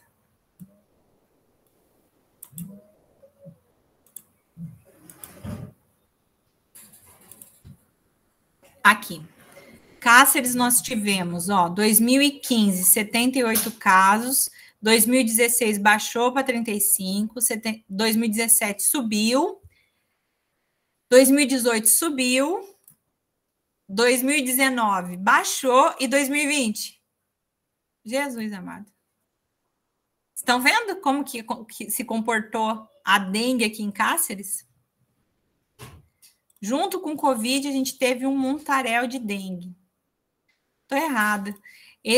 Geralmente a dengue, gente, ela passa por um perfil assim. Quando dá um ano muito alto, os próximos anos são baixos.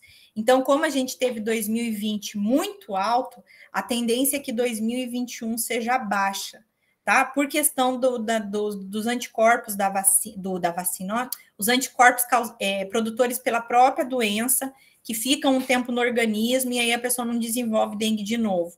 Então, a tendência, tá? Não é que isso vai acontecer, é que esse ano de 2021 a gente tenha poucos casos de dengue, baseado na quantidade que a gente teve em 2020.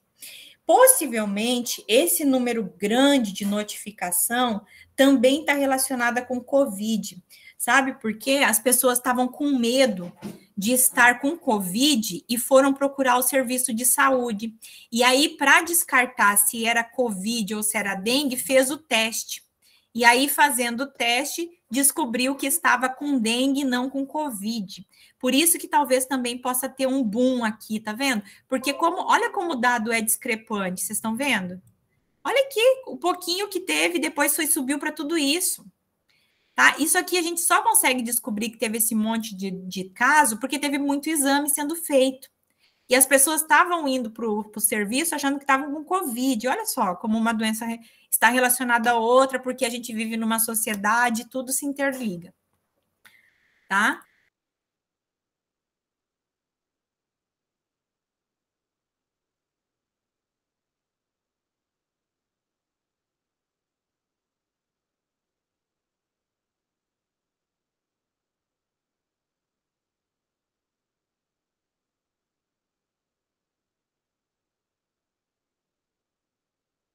Fechei a janelinha errada, gente, desculpa.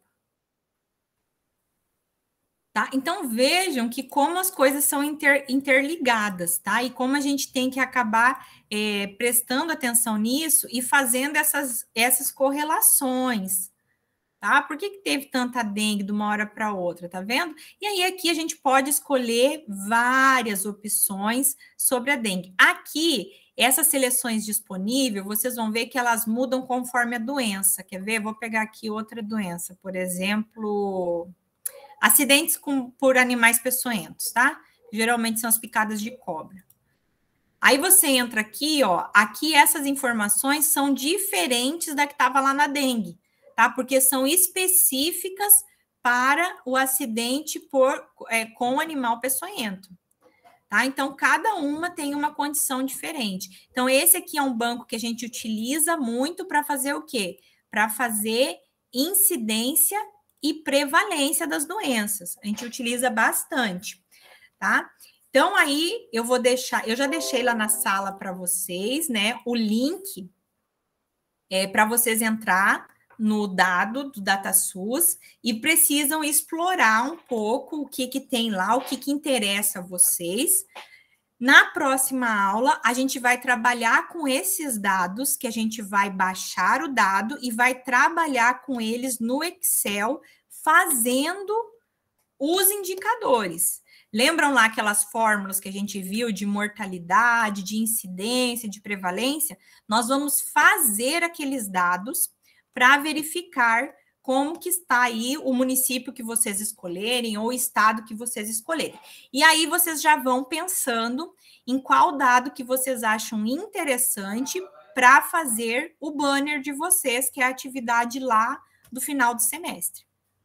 Tá? Então, eu preciso que vocês explorem um pouco esses bancos, né, para verem o que acham interessante, né, dentro desses dados. O que vocês acham que é legal explorar, o que vocês têm interesse de conhecer, tá? Para ficar um trabalho bem tranquilo para vocês fazerem, bem...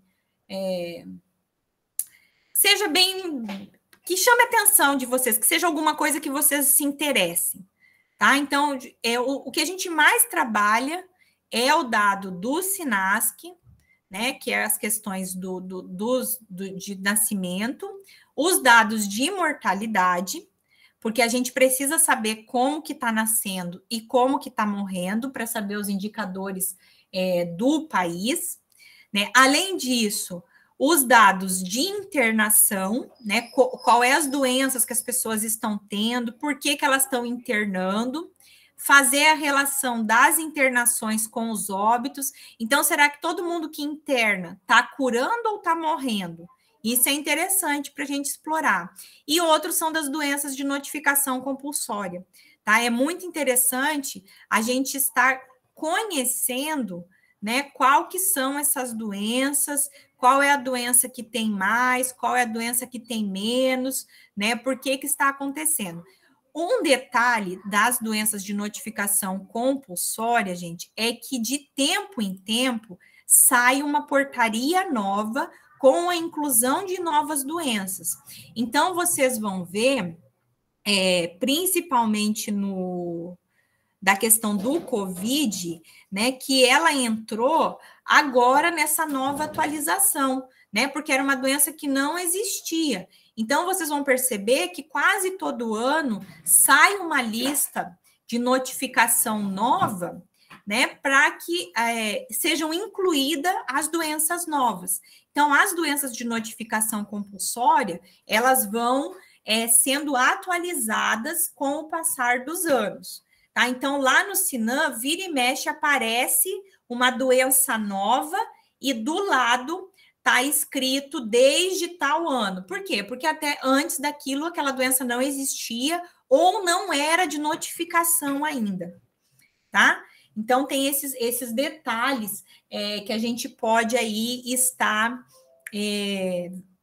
vendo, né, que vai mudando o sistema. O sistema ele vai se atualizando conforme o interesse, né, do governo também, porque isso é uma questão, é o Ministério da Saúde que determina qual que vão ser essas doenças de notificação compulsória.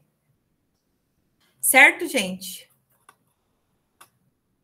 Perguntas?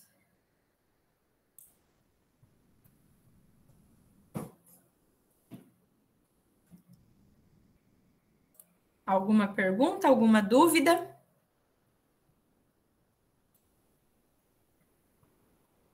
Bom, aconselho vocês, quando tiver um tempinho, começarem a mexer nesse banco, porque na semana que vem a gente vai fazer, né, essas atividades e depois vocês vão ter que mexer nesse banco sozinho para fazer a atividade do banner. Então, entrem lá, tentem mexer para ver qual que são as dúvidas de vocês, para depois não se embananarem lá na atividade do banner. Tá bom? Se não tiver nenhuma dúvida, a gente fica por aqui hoje e se encontramos na semana que vem para trabalhar os exercícios, para fazer os exercícios com esses dados. Então, na semana que vem, nós vamos escolher alguns, vamos baixar e eu vou ensinar vocês a fazer os cálculos.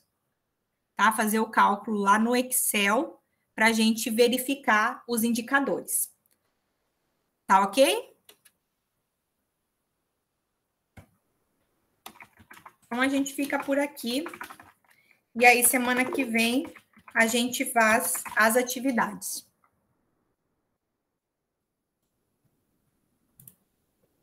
Certo? Muito obrigado, então, e até semana que vem.